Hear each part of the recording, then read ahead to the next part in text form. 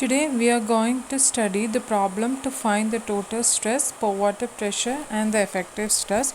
So the question given is, at a construction site, a 3 meter thick clay layer is followed by a 4 meter thick gravel layer which is resting on an impervious rock, and a load of 25 kN per meter square is applied at the surface of the soil layer, and the gamma sat for the soil are 19 kN per meter cube and 20 kN per meter cube for clay and gravel. The water table is at a surface of the soil. Draw the diagram showing the variation of the total stress, pore water pressure and the effective stress. So in the question it is said that the clay layer is followed by the gravel layer, and the thickness of the clay is given as 3 meter and the thickness of the gravel is given as 4 meter. So we can draw the figure as shown here, that is layer AA and layer BB, which includes the clay layer of thickness 3 meter, and between BB and CC it will be the gravel of thickness 4 meter. And it is said that an imposed load of 25 kN per meter square is acting above the ground surface. Therefore above AA we draw the load, that is 25 kN per meter square, and the water table is also at the ground level. Therefore we indicate the water table. Then the properties of the clay and gravel are given, that is gamma sat is 19 kN per meter cube for clay, and for gravel it is 20 kN per meter cube. Now we have to find the total stress, pore water pressure and the effective stress at each layer, and we know the gamma W of water, that is 9.81 kN per meter square. So now first we consider the layer AA. So above AA we know that there is only the imposed load, that is 25 kN per meter square. So what is the total stress, that is sigma AA is equal to what, that is gamma into that particular height. Here above AA there is no load, only the external load. Therefore sigma AA will be 25 kN per meter square. Then above AA there is no water presence. Therefore the pore water pressure will be also equal to 0. Therefore sigma AA is equal to 25 kN per meter square and UAA is equal to 0. Now we have to find the effective stress at layer AA, that is sigma dash AA is equal to sigma AA minus UAA, which is equal to 25 kN per meter square. Now consider the layer BB. To find the total stress, pore water pressure and effective stress at BB, we have to consider the load above BB. Therefore, while considering the loads above BB, there is the layer clay. Therefore, the load will be gamma sat of clay into that particular height. Therefore, that is 19 into 3. And there is an imposed load, that is 25 kN per meter square. Therefore, the total stress at layer BB, sigma BB is equal to 25 plus 19 into 3, which is equal to 82 kN per meter square. Now, we know the water table is at layer AA. So, while considering BB, there will be pore water pressure. Therefore, pore water pressure will be equal to gamma W into that height, that is 3 meter. Therefore, 9.81 into 3, which is equal to 29.43. To find the effective stress at layer BB, that is sigma dash BB is equal to total stress sigma BB minus the pore water pressure at BB, that is UB. Therefore, sigma dash BB is equal to sigma BB minus UBB, which is equal to 82 minus 29.43, which is equal to 52.57 kN per meter square.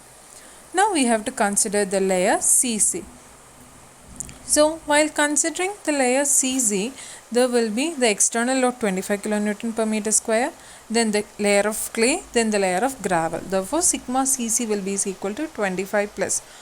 While considering the clay, it is 19 into 3, that is gamma sat into height, that is 19 into 3, and while considering the gravel, it is 20 into 4, that is gamma sat of gravel into the height of the gravel layer, that is 20 into 4. Therefore sigma CC is equal to 25 plus 19 into 3 plus 20 into 4, which is equal to 162 kN per meter square.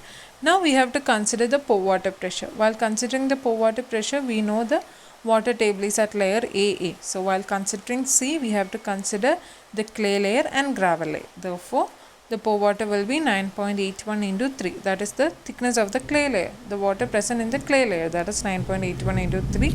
Then while considering the gravel, that is 9.81 into 4. Therefore, total UCC or the pore water pressure at the layer CC will be equal to 68.67 kilonewton per meter square. Now consider the layer. Now consider the effective stress at Cc. So effective stress is equal to, as I said, that is total stress minus per water pressure, that is sigma dash Cc is equal to sigma Cc minus UCC, which is equal to 162 minus 68.67. So we got the answer as 93.33 kilonewton per meter square. Now we have to draw the figure for total stress, per water pressure and the effective stress. So let's write the answer we got, that is sigma AA. At layer AA the total stress was 25 kilonewton per meter square, and at layer BB sigma BB is equal to 82 kilonewton per meter square, and sigma CC it is 162 kilonewton per meter square. So we have to draw the figure. So just draw the question itself and draw the line parallel to each layers. So while drawing the total stress, at AA it will be 25 kilonewton per meter square, at BB it will be 82 kilonewton per meter square, and at CC it is 162 kilonewton per meter square. Now while considering the per water pressure, we got the answer as UAA, that is per water pressure at AA is equal to 0, and the per water pressure at BB is 29.43 kilonewton per meter square, and the per water pressure at CC is 68.67 kilonewton per meter square. So the value, the variation will be like the figure shown in the second one, that is the per water pressure U.